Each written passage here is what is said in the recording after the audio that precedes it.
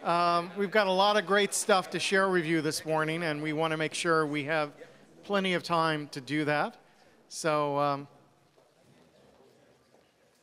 good morning. I'm Henry Jenkins. I'm the Chief Advisor to the Annenberg Innovation Lab, and it's a great pleasure to welcome all of you to USC. Many of you we've gotten to know through the last year, and I'm hoping I get a chance to talk to the rest of you as the day goes along. This session is on experiments in participatory culture, and to explain to us what we mean by participatory culture, it's a word that's been used rather a lot. I'm going to introduce my friend, the professor, and do I just hit play? Will that?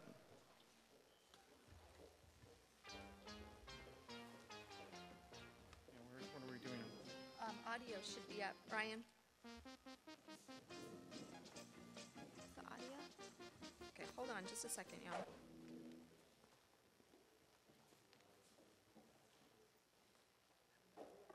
No, hold on.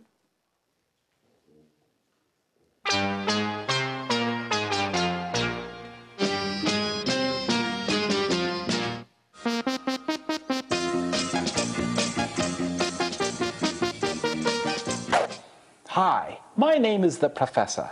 I'm here today to introduce you to a participatory culture. You'll see many of the participatory characteristics online in the form of fan sites or in the blogosphere. Gamers are a great example of a participatory culture as well. Let's get started, shall we? First of all, a participatory culture is a culture with relatively low barriers to artistic expression and civic engagement. This means that, much like this video, you could easily create something in, say, your own living room and share it with the world. A participatory culture is also a culture that has a strong support for creating and sharing one's creations. Ah, did you make that yourself? Very good indeed. Oh my, that is lovely. Huh, yellow, my favorite color. Wow, look at all these wondrous ideas. Quite inspiring indeed. Ah yes, another characteristic of a participatory culture is that there is some type of informal mentorship whereby what is known by the most experienced is passed along to novices.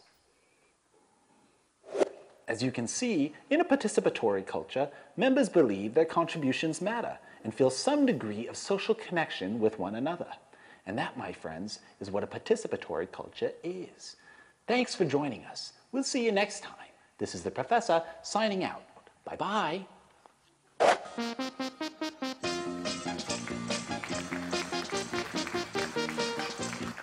So, thank you, Professor, for that illuminating explanation of what we mean by participatory culture. I should note that that video was produced as a class project for the new media literacies class that I teach here at USC. And Blake, who produced it, had never made a puppet before, learned how to do so by following how-to videos on YouTube, and produced this and put it up on YouTube as his class project. And I think it's a great illustration of the process of participatory learning that we're talking about here. So Jonathan this morning already has talked us this motto of culture eats strategy for lunch. And he talked about this idea of a culture of innovation. And the argument about participatory culture is that it's a culture that diffuses innovation, creativity, generativity across the entire population. You know, we are not in a participatory culture yet. We are moving toward a more participatory culture. And I say that because when we talk about it, it's really worth remembering that there are many different groups of people who are not yet able to participate because of everything from the digital divide to the participation gap. And we should be concerned with what steps we collectively take to broaden participation. But many of the ideas of participatory culture already are spread across the population, already are shaping many areas of our lives, including, as we'll hear today, about how we learn, how we participate as citizens in the core decisions of society, and how we engage with key stories and key entertainment franchises. And that's the kind of through line that we talk about here. The 4 projects you're going to see represent very different models of participation from kind of deliberative to aggregative models of what constitutes collective intelligence, shared knowledge, cultural collaboration. Some of them represent tools by which we measure and respond to the participation of users, while others are provocations designed to encourage people to create, learn, and share with each other in new ways. Well, we think the 4 projects you're going to see today represent different models of how we move as a society toward a more participatory culture, and one in which we'll take advantage of the great diversity of our society to encourage innovation, not just through elite organizations, corporations, university labs, but through the everyday practices of people in small and large groups across the society.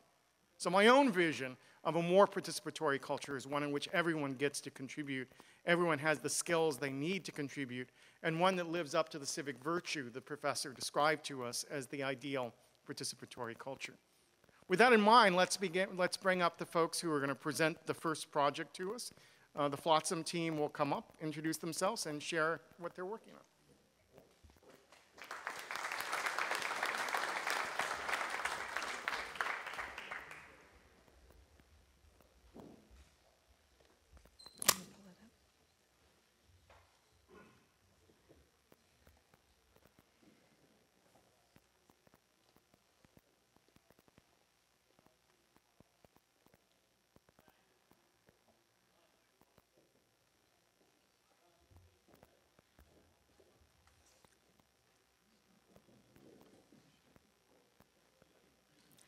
Okay, so this morning, I'm Erin Riley. I'm the Managing Director of the Annenberg Innovation Lab.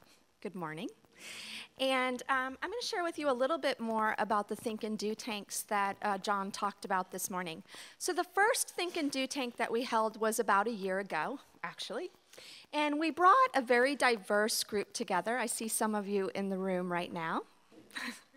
And the Think and Do's are always based around, like what John said, was a theme. And our key question for the first Think and Do tank was this question: what shape does play and storytelling take in the 21st century? So to do that, the way we developed the day was to really create lots of variety of play spaces, from sensory play to logical play to physical play to representational play. And we provided a lot of artifacts to think through and to think and make through. And during that day, though we had lots of technology there, I think this relates to what Henry was just talking about, everyone gravitated towards a book. It was the number one thing that everyone leaned toward. We all sat around the table and talked around actually the sandbox, the digital floor. And actually, the book was Flotsam, which is by David Wiesner. His book is the Caldecott Award-winning wordless picture book, Flotsam. And from that Think and Do tank, we brought a children's transmedia storytelling group together. This was made up of over 6 different schools across campus. Not only was it students and faculty from across campus, but we built a strong partnership with The Alchemists, a transmedia storytelling group. Because one of the goals of the lab is to make sure that we don't just stay in the university. We don't just prototype and build things and then move on to the next. But we really make sure that what we develop here at the lab actually extends out into the world so that real people can get their hands on it. So with The Alchemists and with Meg Fisher's introduction to Houghton Mifflin Harcourt, we reached out to the publisher of David Wiesner, who gave us access to using Flotsam, and also to bring David Wiesner and his editor, Dinah, out to the second Think and Do tank, where we hung out at the Annenberg Beach House. If we're going to talk about the beach, we might as well be on the beach. That was our idea. And spent another full day immersing into deconstructing the book of Flotsam, as well as also learning a lot about his art process. It took him 3 years to build this book, and also got to see a lot of the images that ended up not making it into the book, which we were all jumping for joy, because the greatest thing about transmedia storytelling is the things that don't make it in the original mother narrative. It gives so many opportunities for extensions and additional stories to play out. So the Children's Transmedia Storytelling Group got together, and we've not only looked at every page and found 3 themes that emerged. One is geographical, another is historical, and the third is lenses. Lenses both metaphorically and realistically with the Melville camera that you notice in this book. And we connected with the Los Feliz Charter School for the Arts because we're very much about a participatory design methodology that specifically encourages parents, teachers, and students to also be part of the process. So from there, I'm going to pass it to Mark, who's going to tell a little bit more. Thank you. It's wonderful to be here today. Flotsam is an incredible story that we're really lucky to tell. And when I was driving in this morning on the radio, James Cameron was on the radio. And he was talking about how he went to the bottom of the ocean. And so the hosts on the radio show asked him, "Are you an explorer or are you a storyteller?" And he said, "Well, I'm actually both." Because the explorer's job is to go to the places that are undiscovered and come back and share your stories. So, oops, that went the wrong way. So this is a quote in the book Flotsam. It says, "If it floats in the ocean, it may wash up on the beach where someone may find it and be astonished and share the discovery with someone else." And this is one of the essential elements that when we look at Flotsam as a fantastic transmedia storytelling narrative and platform, a platform that we can take, a story we can take and extend it to multiple platforms, this allows for a wonderful inspiration for that. And here's another one. Anyone know what this is? It's obviously planet Earth, but from a perspective we don't usually see it from. And the beautiful thing about the Annenberg Innovation Lab is we bring together lots of disciplines at USC. So we have Joanna, who is our resident marine biologist on the project, helping us all the way through. And she gave us this incredible statistic, which is that 95% of our oceans have not been explored yet. And that is astounding to all of us that work on this project. And so if we can create a transmedia storytelling experience that inspires the next generation of explorers to go see these parts of the world, then I think we've done our job. So I'm going to play you a little video right now to show you where we're at, about 60% of the way through this now. And pretty soon we'll be handing this project off completely to into the private sector to partner with people like yourselves to bring this story to the world. So with that.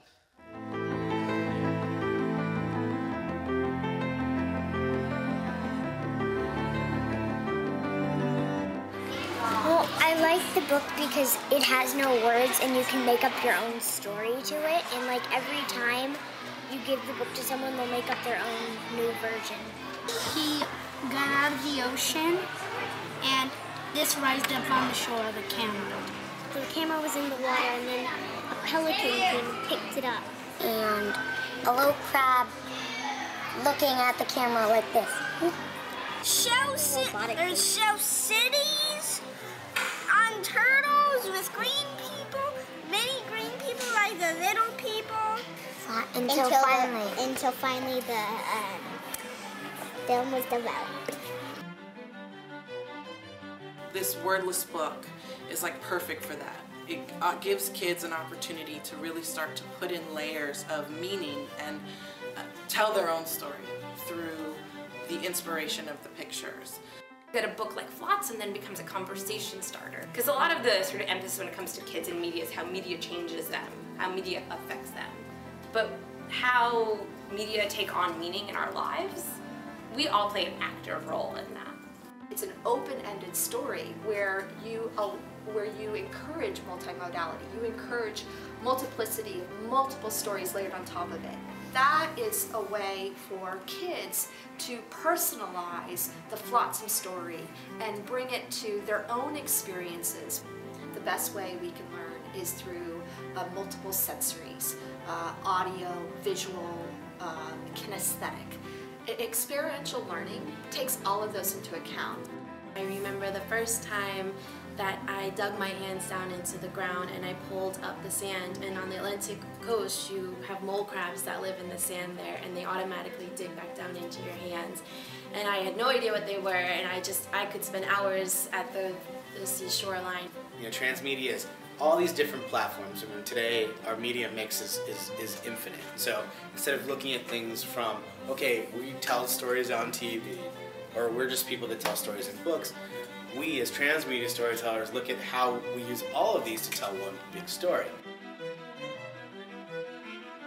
The D-Book, being able to go through and click on images within the book or click onto the ocean and see the world oceans, the currents, and how they move, and how that can alter the environment that you live in, and being able to kind of zoom in on a certain area and what animals live there. Well, and the Explorer Kit, I think, is one of the first places to start, because it'll allow for that physical searching and observing to happen. We're going to try to have the notebooks so that kids can kind of write down their experiences and the things that they find. And we're going to have a lens toy so that they can, you know, it inspires the idea of looking closer into things and actually looking at stuff and seeing what the shell of that snail in your backyard is made out of. The recursive app allows children to click through an experience. It allows them to take a picture. They become a part of the Flotsam community by joining the online community. They take their own picture and then they contribute their picture into a recursive experience of a photo within a photo. So as a child is clicking, the photo gets enlarged, they get to see another child, but inside of that photo there's another little photo. So it's a picture within a picture within a picture, which is a worldwide picture. This is all about exploring nature, really, and giving you the tools to view your world and share your perspective of the world with a kid on the other side of the planet. I want my children to be connected with kids around the world, and I think if they're able to do that in an environment that speaks to them, that is age appropriate, and exchanges information in a way that's going to be impactful in the way that they develop and their knowledge of the world, then I'm all for it. You know, the sooner we make it clear how large the world is, how important your small environment is to the larger picture, I mean, it can only do good things. These are all great ways for kids to explore and to observe and to question, which is truly the scientific method at work in its most natural form.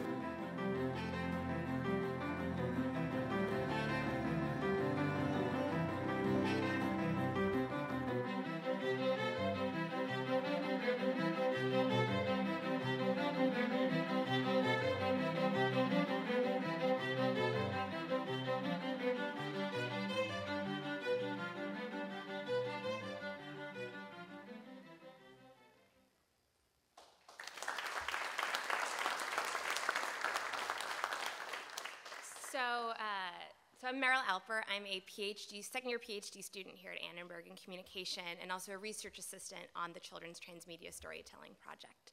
And it's funny, the story of the camera that travels through the ocean is really a story about media change and our role in observing and also pushing the current along. So we're very hands-on, as you can tell, and have brought all the materials that you've seen in that video along with us, and we encourage you to literally dig in with a hand towel at some point. And I'm going to lead you through right now some ways that children and families might participate across storytelling across the different platforms.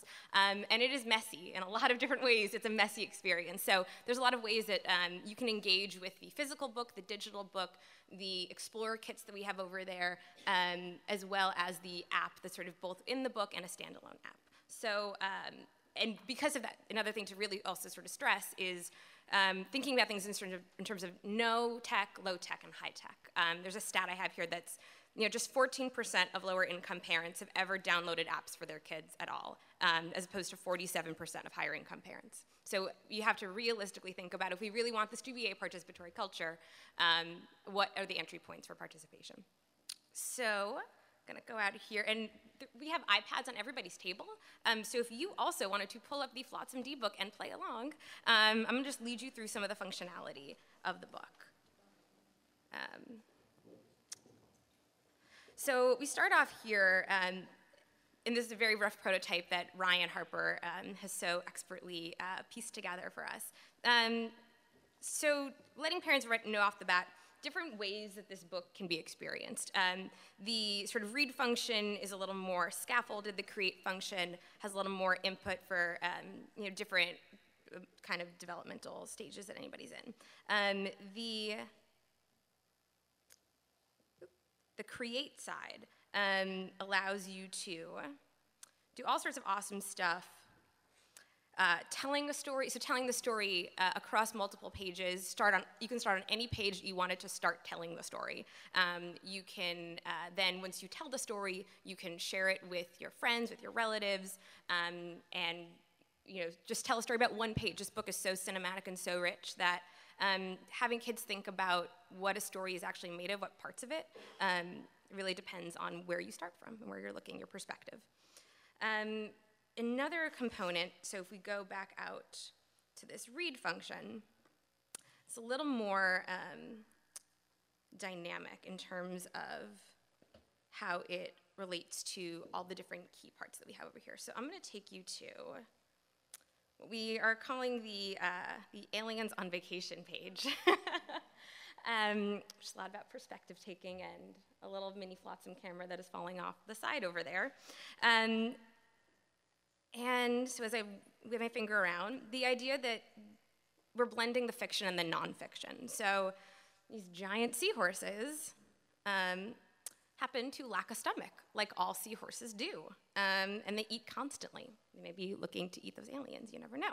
But this embedded non-fictional information within the fictional environment that is relevant and directly tied to storytelling is something that we're looking to expand in with our additional partnerships. Another page to take you to is the city turtles, as we were talking about in the beginning video.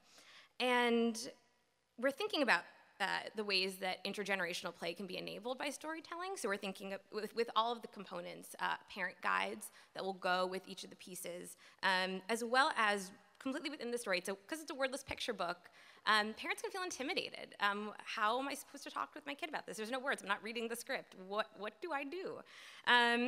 Well, we have some questions that you might want to pose to your kid potentially, or come up with new questions if you so choose. And so the key is literally taking people from the book at the same time to the other components that we have. So the last, on the bottom of the pop-up there is, so explore, challenge, go outside and find another home for the little green people.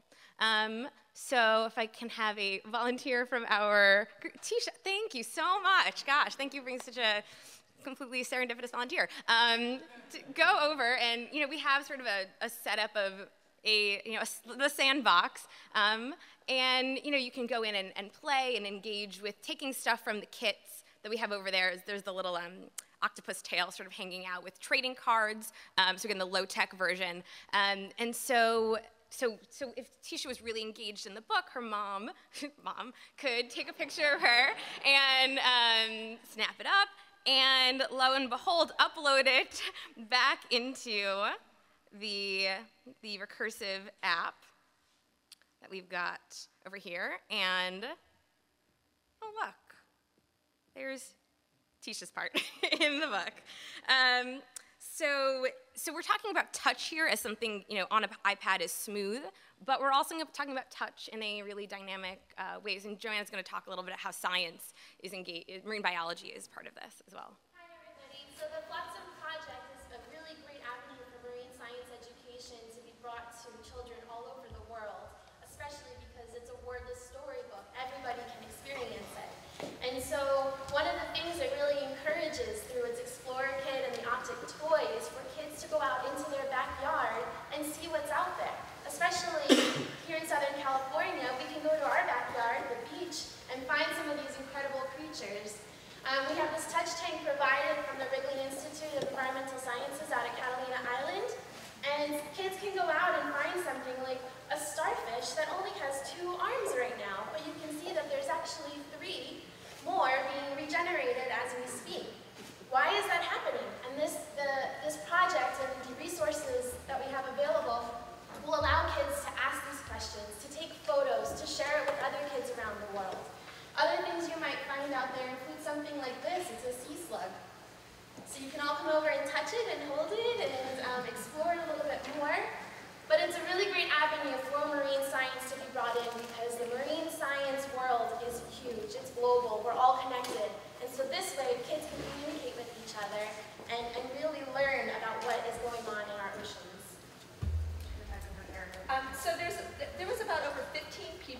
on this research group around the table every week, and as you can see, we've been very much about sharing the knowledge. The last thing I want to say is that though we started out as a transmedia storytelling group, we're really looking at new logics with transmedia.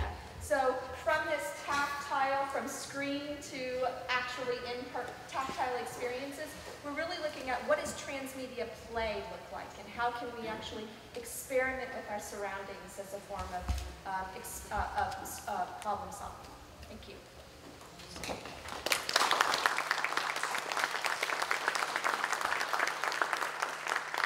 So I think Flotsam's a spectacular example of the kinds of partnerships across disciplines, across the university and the private sector, across entertainment and education that's being built here at the Annenberg Innovation Lab. And I'm really excited to see this stuff come together, having been there, as you saw, sitting on the floor of Jonathan and Mauricio and Aaron and others when we first began to conceive this project.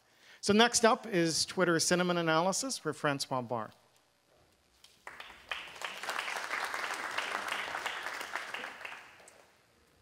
Thanks, Henry, and good morning.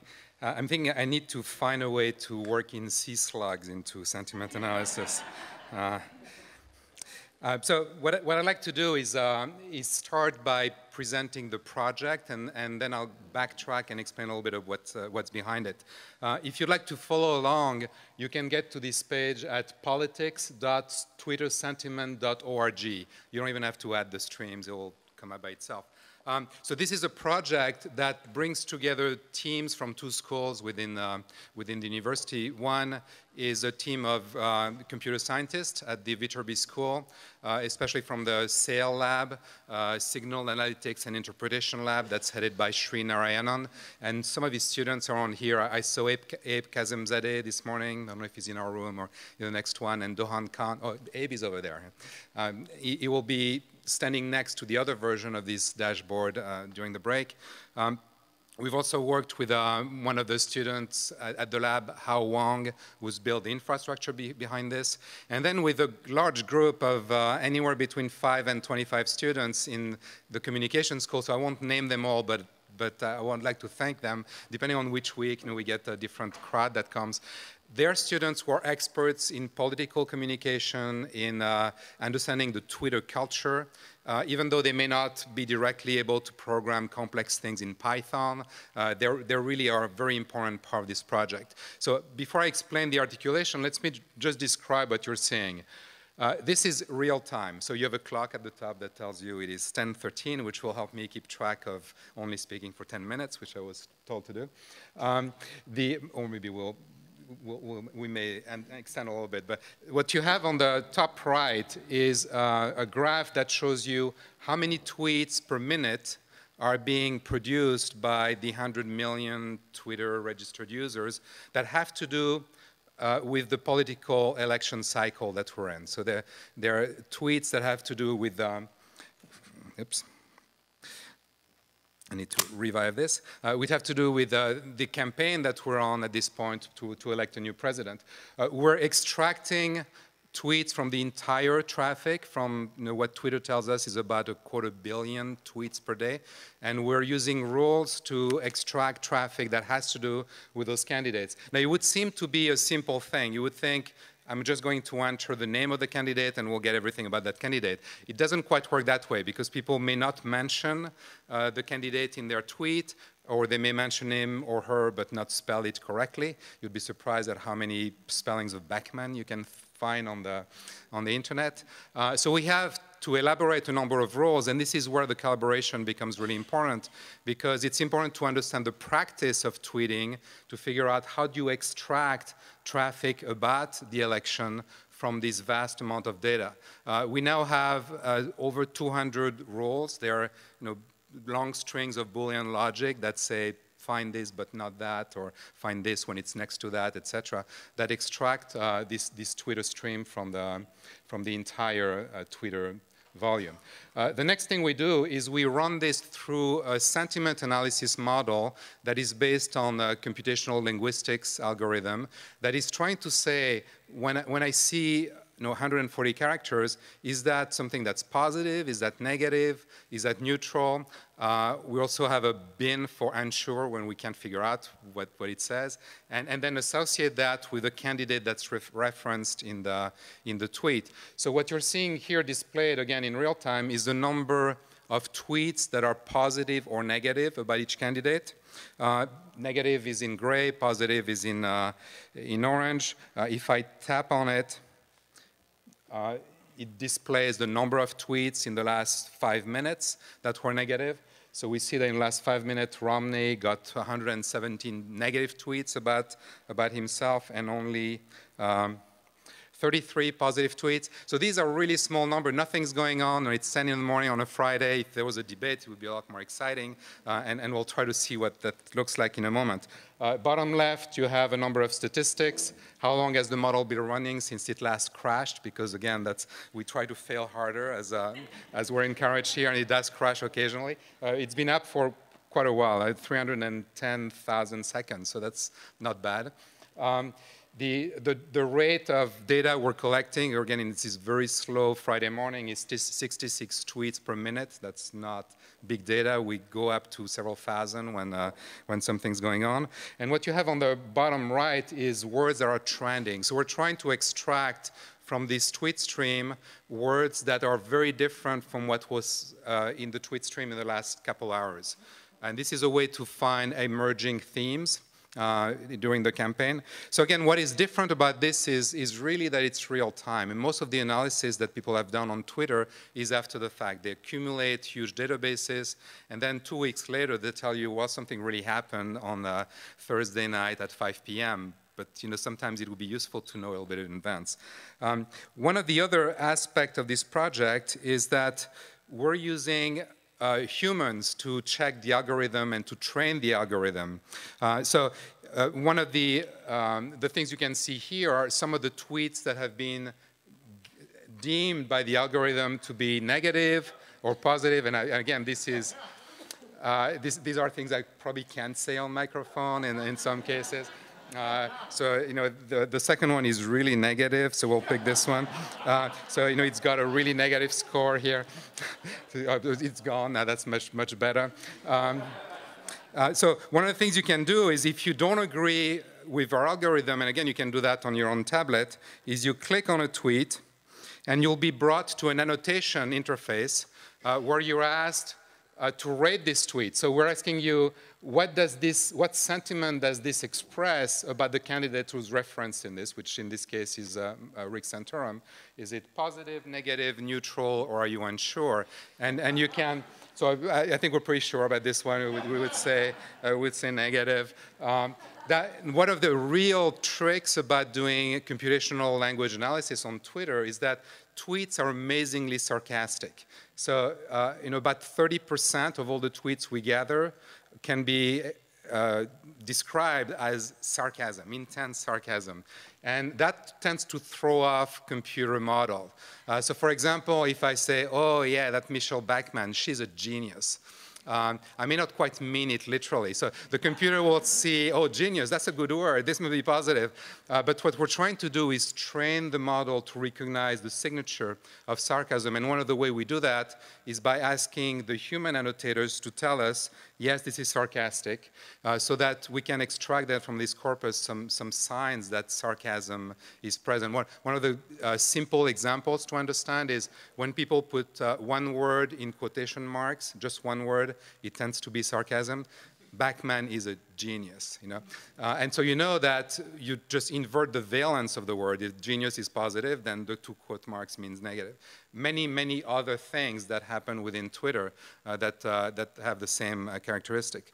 One of the other challenges for us is that, as you can tell, this is not really the same language you would see in a newspaper article or in a blog. It's Twitter's own linguistics. Somebody, I'm told, has actually written Twitter to English translation mechanism. So you could put this in and get a correct English sentence to understand it. But many of the things that you see, that blocks of characters between spaces that you would normally think of as words, which our engineers call tokens, and that's what they feed their algorithm, may not be words at all. Sometimes it's groups of punctuation marks, sometimes it's acronyms, sometimes it's a URL that points to something else. So we're trying to train the model to also understand that 5 exclamation points in a row is actually a positive, or it's an expression of intense engagement with the system.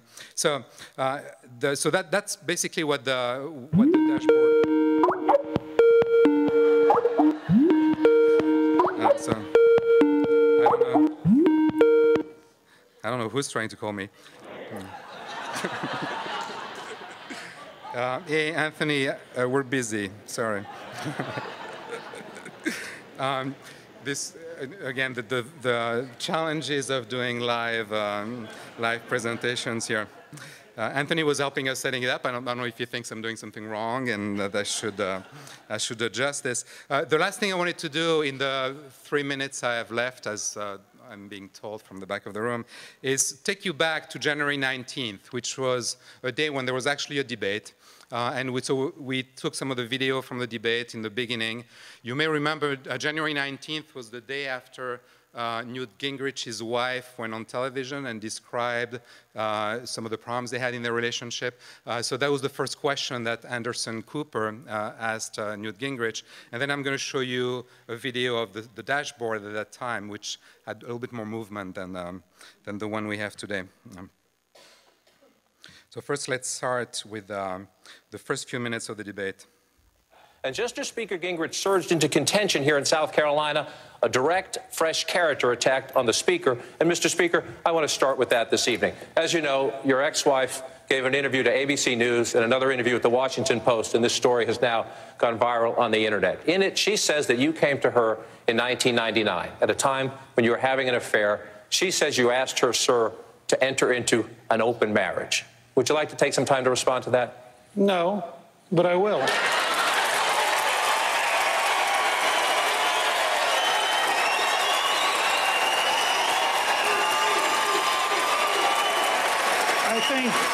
I think the destructive, vicious, negative nature of much of the news media makes it harder to govern this country, harder to attract decent people to run for public office, and I am appalled that you would begin a presidential debate on a topic like that. As you can tell, this is not your typical Friday morning on the news. So here is what our dashboard looked like during that time. So you first see a little bit of the time before the debate, low traffic, 50 tweets, and all of a sudden, around 17:10, 5:10 in the evening, is when Anderson Cooper has this question. So the traffic for Newt Gingrich, which is the blue line here, goes from being about 50 tweets per minute, all of a sudden to over 1,000 tweets per minute. When you look at the words that come up, in the last segment, 17:16, you see words like infidelity that show up. And again, so this is a tool that when you're watching it in real time is able to extract some signal from what is going on Twitter. So that's interesting. It's really the first step of our research. And what we're going with next is trying to understand, well, what does the signal exactly mean? So we know that it means that people on Twitter were aroused, but it will be interesting to connect this to the actual political process. Does it mean that they're going to vote for somebody or not for somebody? Does it mean that there is some impact on the real world? We haven't quite gotten there yet because there is a lot of extra analysis that needs to be done, but this is a nice way to extract some instant sentiment, some instant indicators. So we're trying to adapt that as well to other domains. We've done, as you've heard, some work on the Oscar competition, trying to look again in real time at how people feel about different movies. You could imagine trying to gauge the impact, again, of strange statements in debate by candidates, or advertising campaigns, or introduction of products, or anything else. But again, I think the ability ability to extract in real time and to do some analysis on what is really a huge data stream. You know, that's a 250 million tweets per day. You need to extract from that those that have to do with your topic, and then based on that, do some fairly intensive computation. Again, we're using some tools that were given to the lab by IBM to do parallel processing on this amount of data we had, and then bring that back to a synthetic and concise dashboard that displays information in a way that people can understand. So I'm going to stop here. I'm told to wrap it up. And during the break, you'll have students standing by the touch screen over there that can help you look at some of the details and explore some of that data. Thank you. Thank you. Again, this, as Jonathan mentioned this morning, this is one of the projects that has already started to generate a lot of visibility out there. There's a lot of interest from journalists in this ability to process and read data in real time. I mean, to my mind, one of the exciting things about the Innovation Lab is that it's embedded in the School of Annenberg. You know, I was at MIT for 20 years. I'm in the shadow of the MIT Media Lab. It's an extraordinary organization, but it's driven by technology. Here at Annenberg, we start with the social and the cultural and the artistic, and we bring it to bear on technology. That underlying the projects are core insights about how society works, how culture works, what we as human beings need from our technologies. And then we apply that to technologies. And then we bring that into partnership with engineering, with sciences, with the other parts of the Institute. And that's a really spectacular example of how a technical problem and a conceptual problem, a social problem, political problem can be brought together and learn from each other. And when I hear Francois talk about the meetings around that project, we hear about the dialogue that takes place between political scientists and engineers as they learn from each other what's going to produce the most effective tools. So next up, we have the second screen project. And Seth, if you can come on up.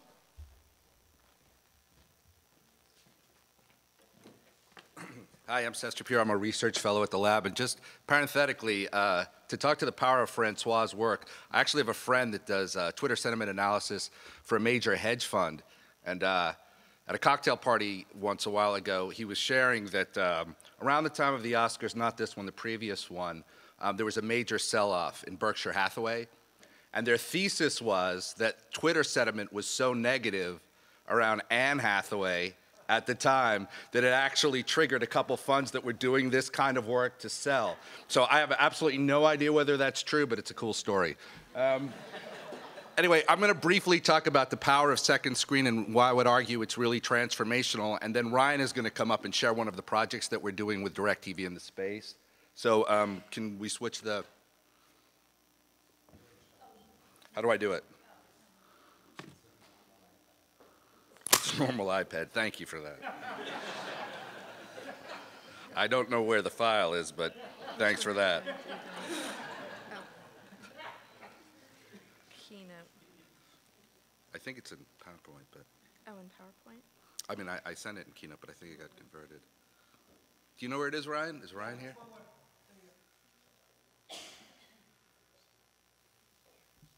The suspense is killing you, I'm sure.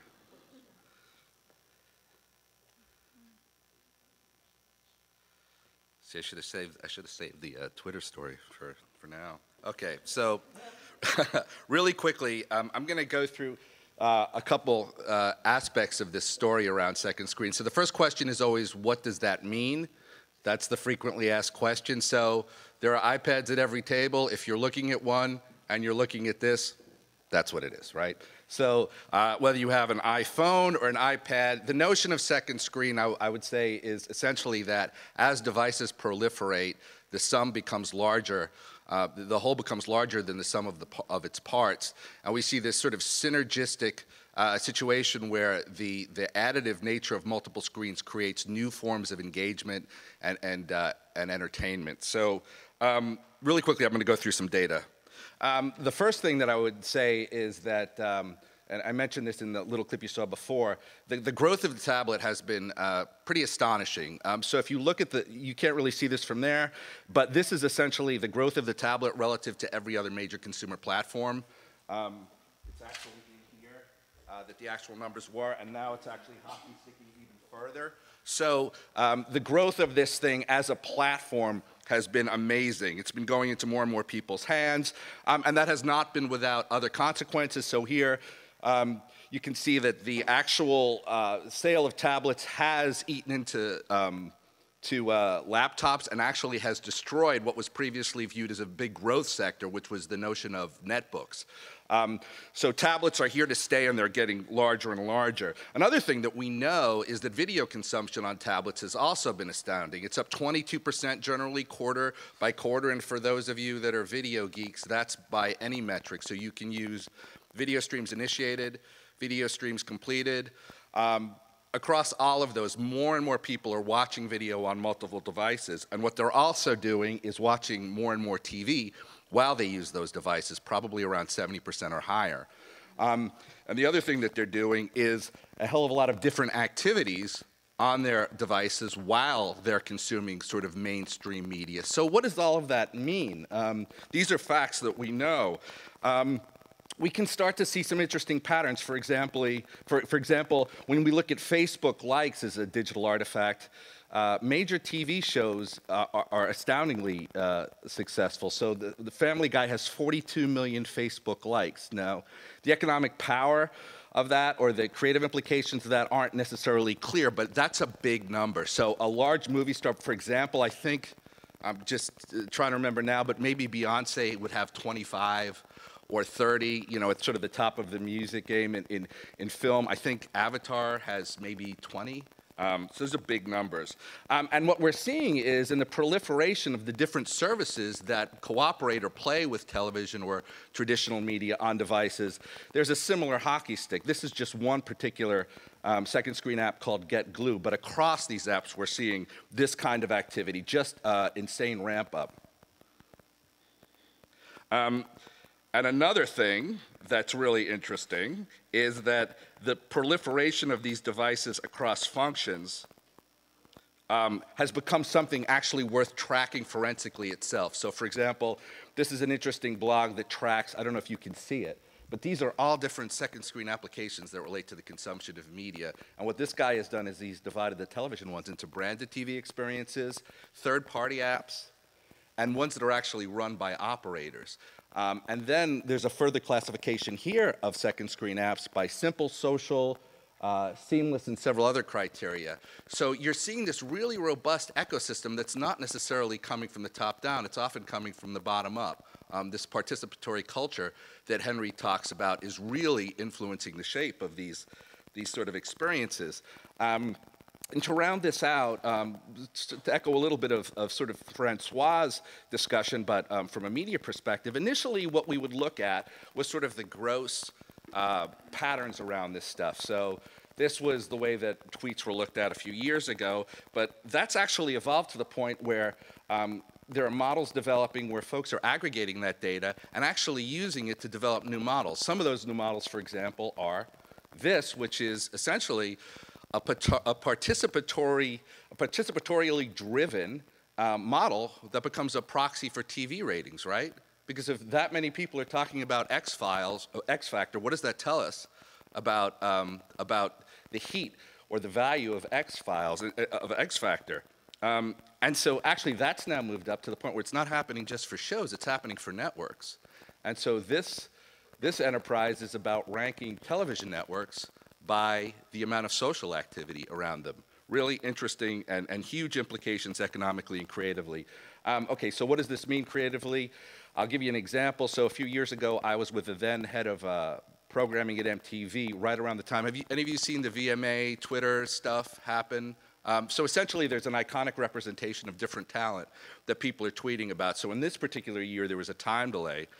And we were 3 hours later in the West Coast than in the East, and all of a sudden, Kanye West's graphics started getting really, really big.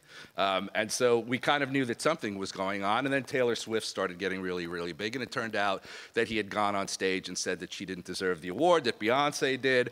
And so we were talking about this, actually, in Europe with the MTV guys, and they were thinking, you know, this is really interesting, but what are we getting ourselves into? And actually, it was a smart question because, obviously, in retrospect, retrospect, it was a really smart thing to do, but this was an interesting comment. All in all, it's very entertaining, almost more so than the VMAs themselves. So you can make a compelling argument that in some cases the sideshow becomes more interesting or more compelling than the main event, that the participatory elements around big media content is actually becoming more of a significant artifact than the actual events themselves. Really interesting, and that is driven almost exclusively by second screen activities.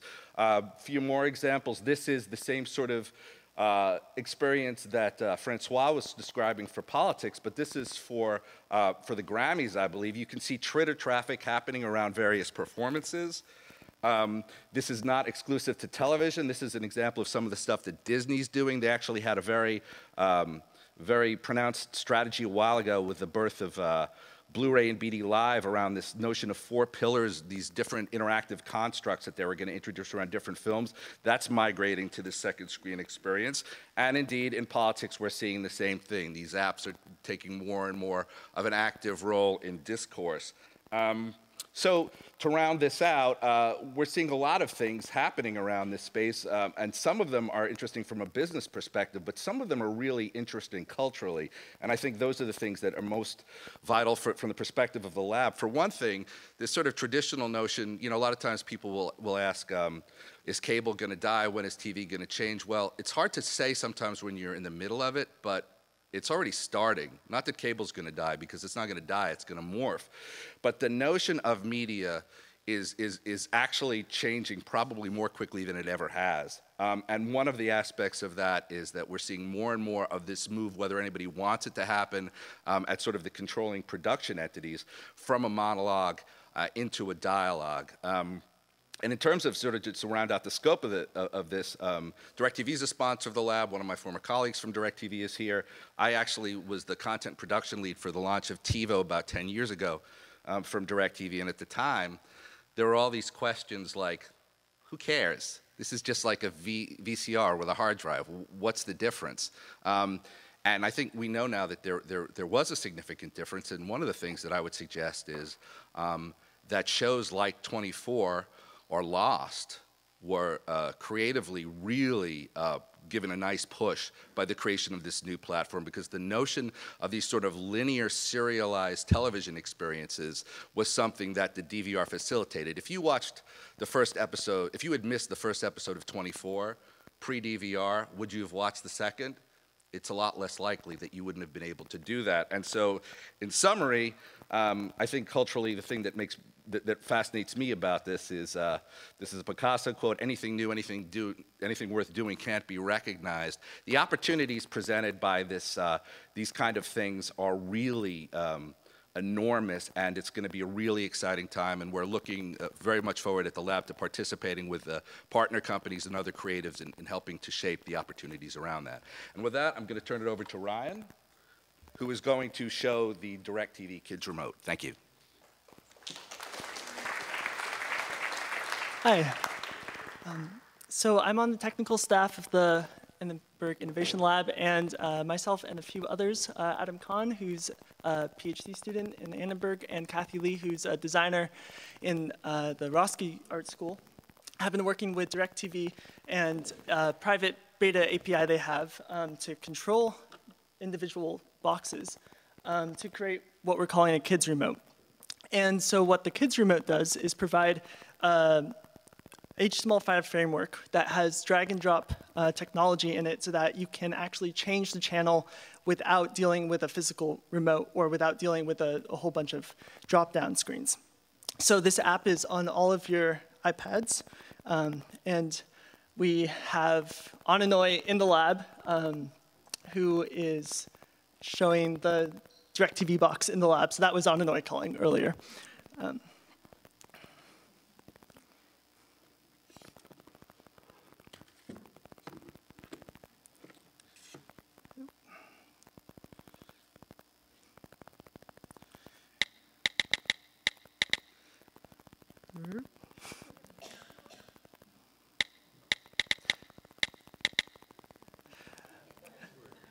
Oh, it is horizontal. 1 second.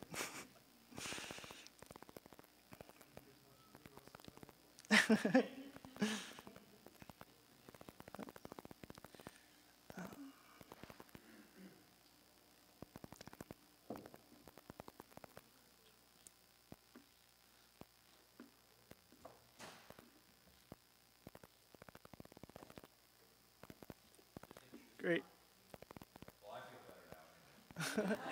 Oh, is it still? Ah.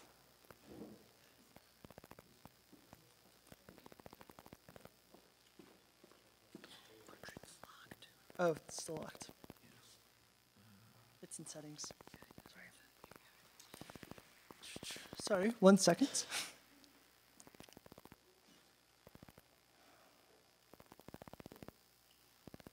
Okay, great. Okay, so we go into the kids' remote, and the parent has the ability. This is HDMI coordinates. Okay. The parent can pull over the channels that they want their kid to be able to watch, and so, right, and kids as well. And if you'll look over there, we're actually changing the channel from the iPad remote. And what we were really interested in is the idea of being able to both push and pull from the DirecTV box. So we are communicating with the box and telling the box what we want to watch, but we're also getting information about what's currently playing and using that to go to sites like Common Sense Media, which provide parent-friendly reviews. And in the future, what we want to do is use this interface to encourage participation in the television watching experience, so that if you are a child and you want to learn more about what you're watching, say you're watching something on Discovery Channel that you found to be really fascinating, that you can take the information from the DirecTV box and actually use it to find local events about what's going on related to what you've been watching, or communicate with others via children's social networks to talk about the experience and really learn more. So what we're seeing in second screen technology right now is that there's a big push to try to encourage engagement with the television show. And part of that is by this idea of pushing to the television show, so you're actually modulating what's going on screen, but also reacting to the screen. And we hope to continue working with DirecTV. I think we are actually going to test this in the field in the next couple of weeks, and we're really excited to see what that will bring up. So thanks.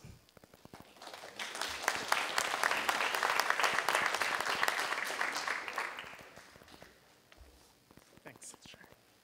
So I think one of the things that drives our consideration here is that there's no simple isolation between entertainment, education, and civic information at the current moment.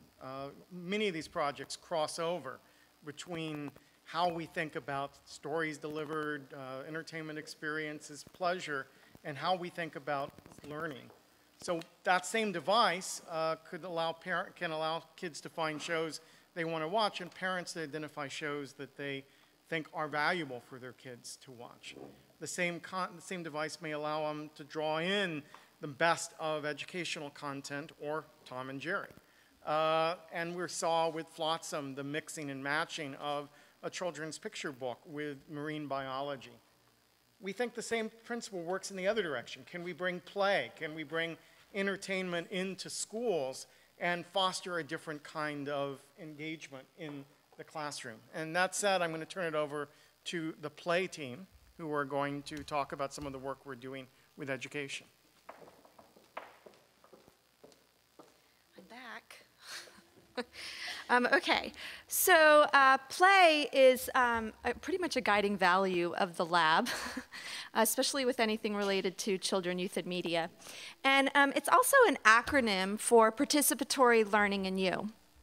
But I want to just kind of tell you a little bit about what we think and how we think about play. So how many of you have been on a Sunday, you've enjoyed your weekend where you have been playing football or out in the garden, and then you realize you have to go back to work on Monday? Anyone? I know I've been there, okay? So, and then we get to work. So there's always been the opposite of play on the weekends, work on the weekdays. And we continue to bring that to our kids. We pass that kind of knowledge down to our kids about the differences between play and work, and that play does not belong in the classroom because schoolwork is serious. It's serious. And we've got to take it, so we don't revere the class clown.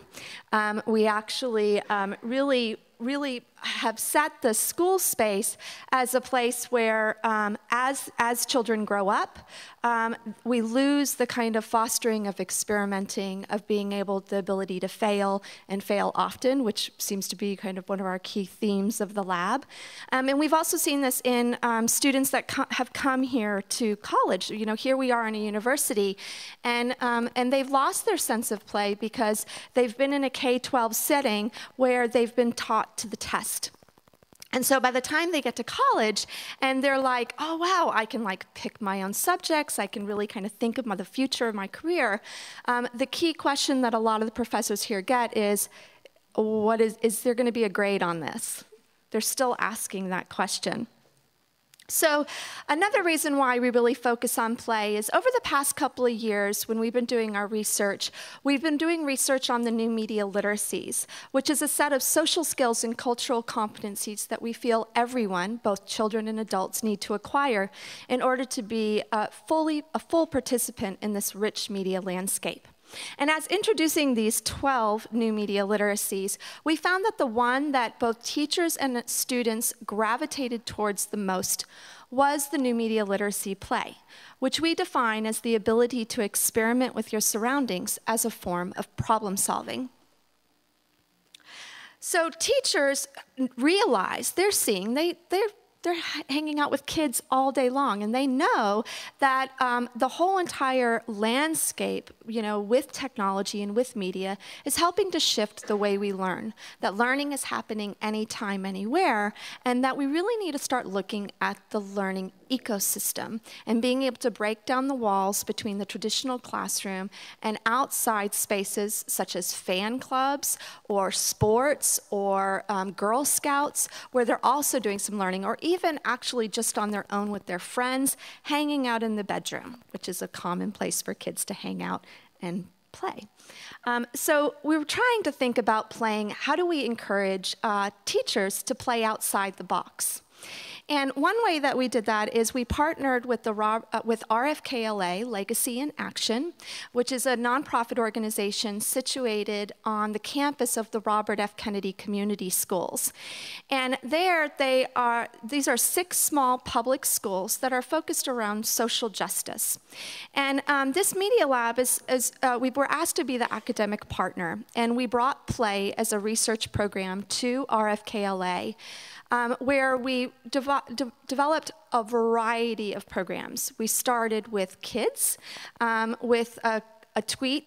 We're all influenced by Twitter. Karen Labont, one of the teachers, said, "I wonder what my professional development would look like if it was created by my students." So we did just that. We brought students together and we had them design the summer sandbox, and we held 2 summer sandboxes over the summer. I'm going to skip that. And over the summer, which then extended into playing outside the box, which was a lot of one-to-one mentoring and coaching, as well as play-on workshops where we didn't want to provide all the information. We wanted to be a partner in the conversation along with the teachers and the students, as well as community organizations that have tons of resources available and just need access to schools to bring that in. So we provided that space with RFKLA. Oh, that's looking rather weird. But I'll just kind of go over it. Part of our program was that we think a lot about scalability.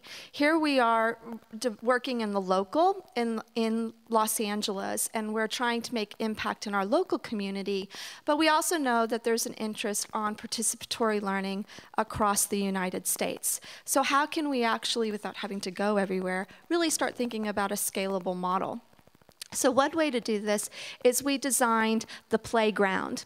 And the playground is really based on Henry and a couple of the other NML researchers' white paper, Confronting the Challenges of Participatory Culture.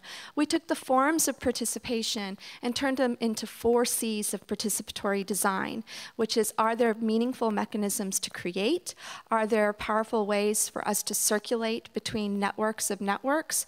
Are there ways for us to build connections, not only among groups, but connections across themes to foster interdisciplinary learning? And are there new ways to collaborate, both asynchronously and synchronously?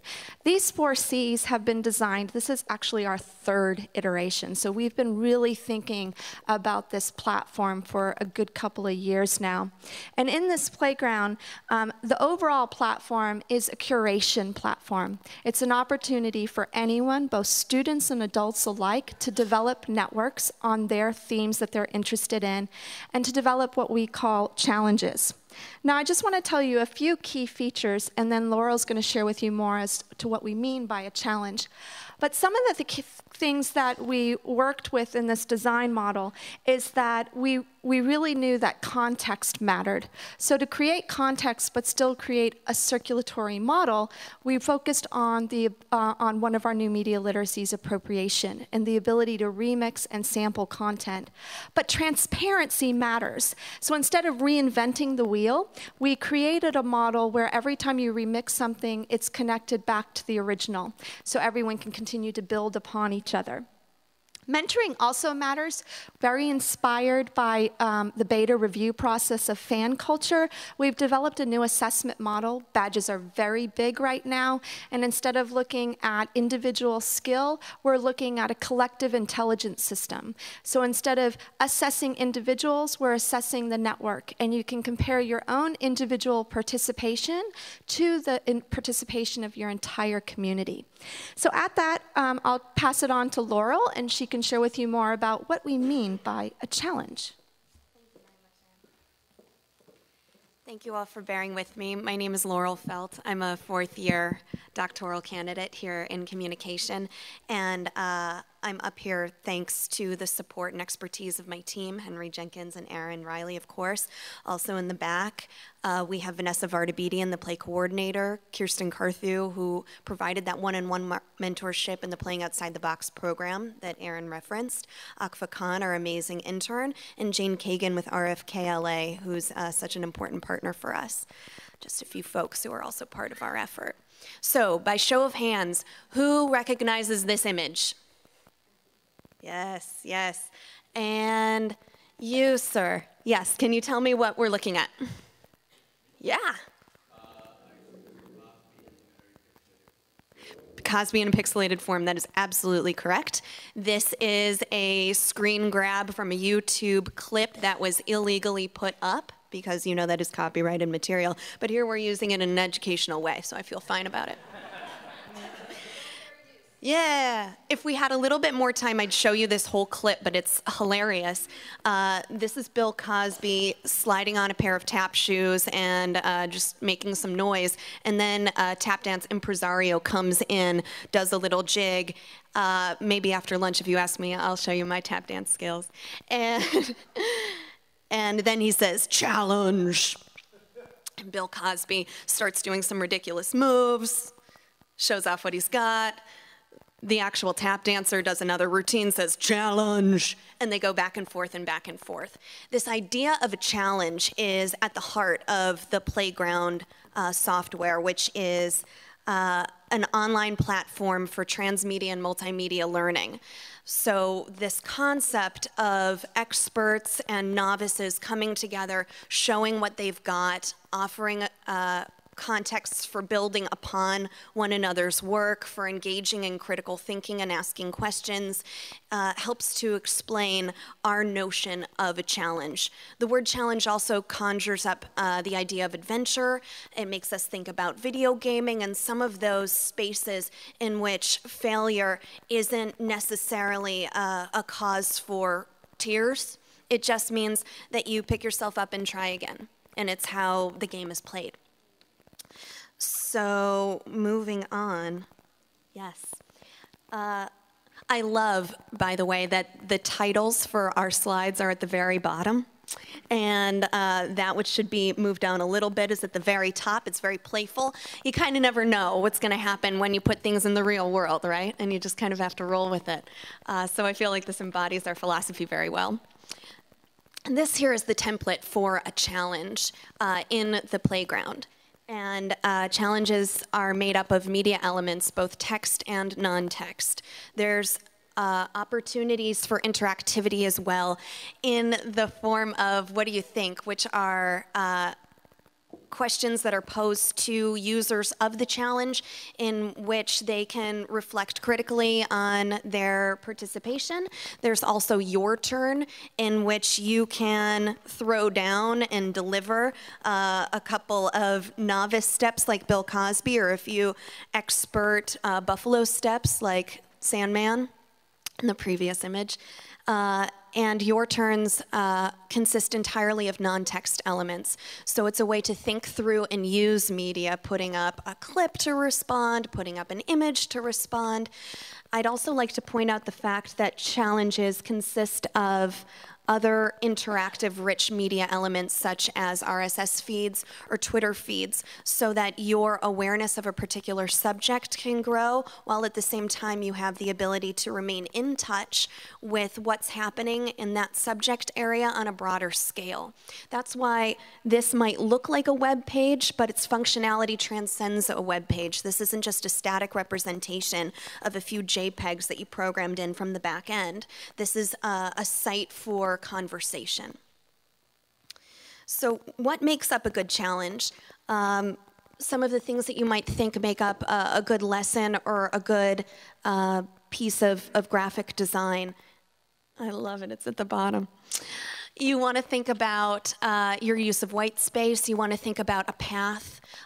While we avoid linearity, we also want to provide people with a means for discerning how to negotiate this in a general way so that people can enter into the challenge and work with it productively. You want to think about language. So what kinds of expertise are users coming in with? How can you tailor your language in order to communicate with them effectively?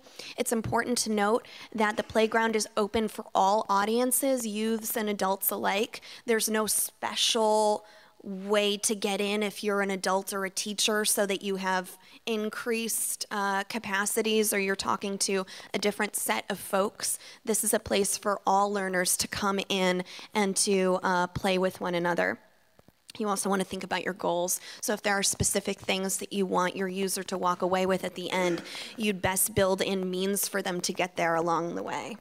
But let's take a specific look at good critical thinking questions.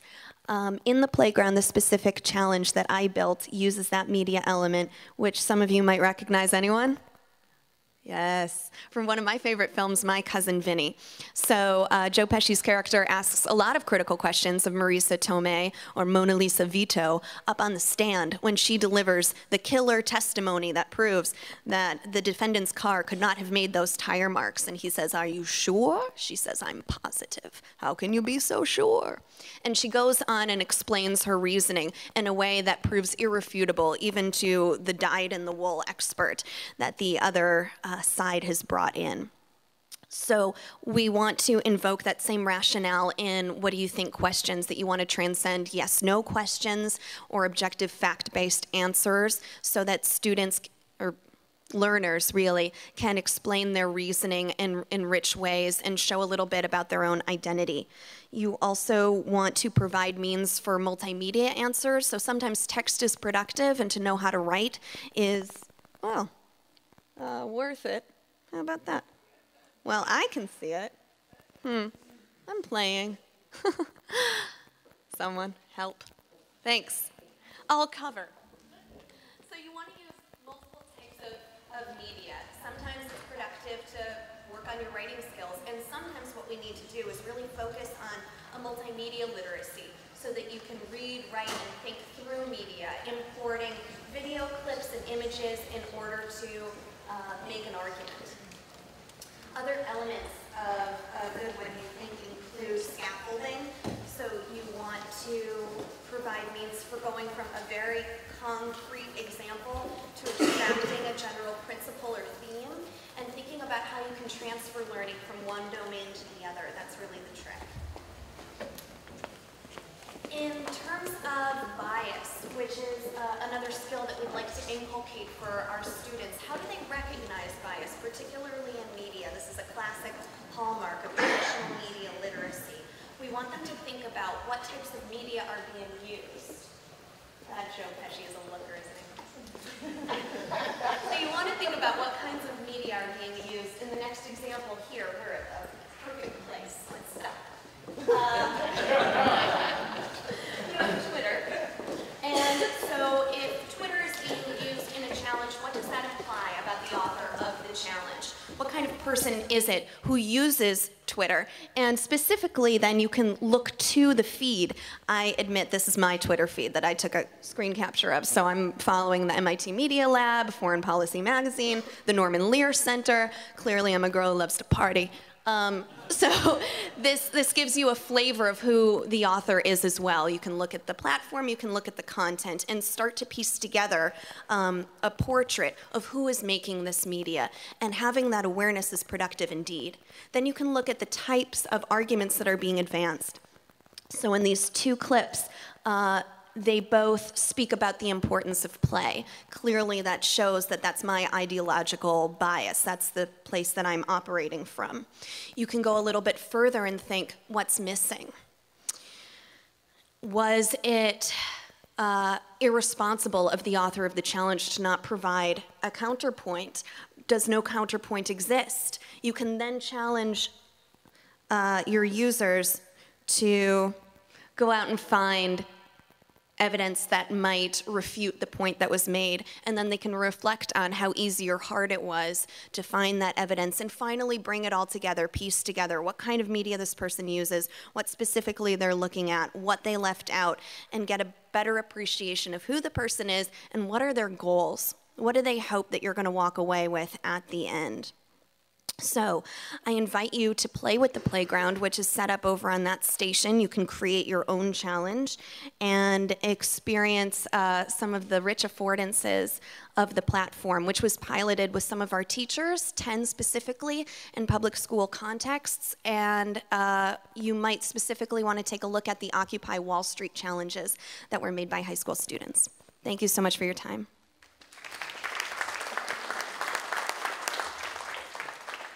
So we're now going to turn to the challenge part of today's program. We're going to turn you from spectators into participants. At the end of our net period, we want to come away with a couple of big areas that we're going to carry over into this afternoon's activity, which is the game changers are going to help us brainstorm and think about some new directions the research of the lab can take. And we think of you as a collective intelligence, knowledge, culture, body that's going to help us generate ideas. We're going to do that in two phases. The next phase is we know that scalability is really important in terms of thinking about how collective intelligence works. That it's very important to have a very local discussion and then bridge out. So we're asking you to think of your table as a unit. We're going to take about 10 to 15 minutes, during which time, if you want to, you can wander and visit the displays around the room. You can talk among yourself. But we're asking you to begin to think through the implications of what you've seen here. You know, what's the next step for participation? If we imagine our culture is moving in a direction toward greater and greater participation, how do we get there? What are the obstacles we need to overcome? What are the implications of embedding participation in some of the core institutions we're concerned with? What are common threads or differences about participation across the 4 projects that you've seen? And those are questions we want you to think about in individual levels. So we're going to take about 10, 15 minutes for you to do that. I'm going to come back. I'm going to moderate a discussion across all of the tables, and we want people to be able to report back with questions and comments. We can draw on the leaders of the various teams as our expert witnesses to answer questions about what's been done so far, but we hope that you'll also put forward ideas about where participation can go. And as you've seen here, visualization's a big part of what we do. Some of the tools we build visualize data in new ways, and you hopefully have been observing over here our spectacular visual artist who is helping capture our ideas in real time, in drawings, in text, and that process will continue throughout the brainstorm. And I didn't get your name at the beginning, but Stephanie will be helping us out. So thank you, Stephanie, for the spectacular work so far. So take 10, 15 minutes. I'll call us back together. If you want to wander the sections, do so. If you want to have discussions at your table, do so. But I want to be able to draw on your collective insights at the end of that time.